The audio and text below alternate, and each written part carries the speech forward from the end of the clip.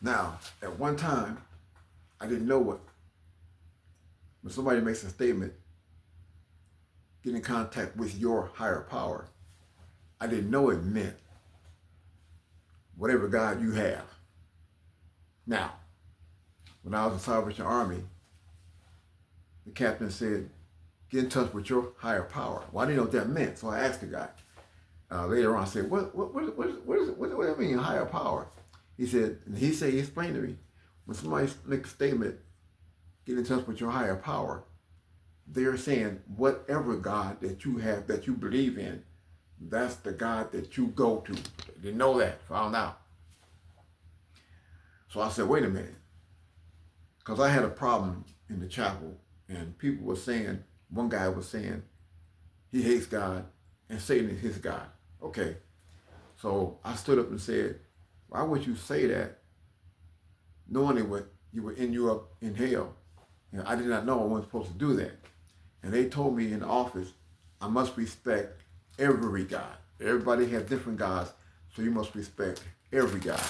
And I said, look, I'm here for rehabilitation, but I'm not going to bow down to no false gods. I have one God, Jesus Christ. That's the God I have. God, the real God. Well, the first, the last, beginning, and the end. That's it. And they didn't like it. And they kept trying to get me to bow down to different gods. I said, why did you guys even teach that?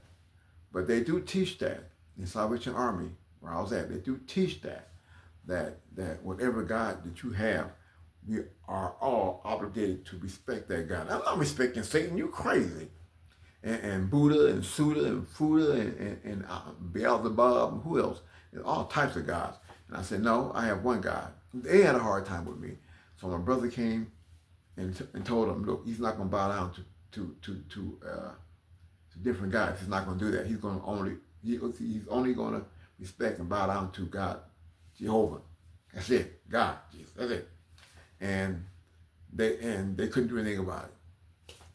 So, and I was known for reading my Bible and praying and fasting, regularly.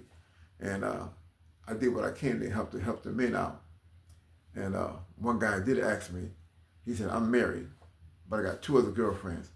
And he said, am I going to hell if I continue this lifestyle? I said, yeah. And he told on me, got me in trouble. And they asked me to stop, don't do that. I said, he asked me what the Bible says about certain lifestyle. And I gave him the right answer, and he didn't like it. Because he wanted me to say, yeah, man, do your thing. Do what you want to do. Oh, I can't tell you. When I sock at home, do your thing. Do what you want to do. No. You better listen to God. With that, I'll see you guys later.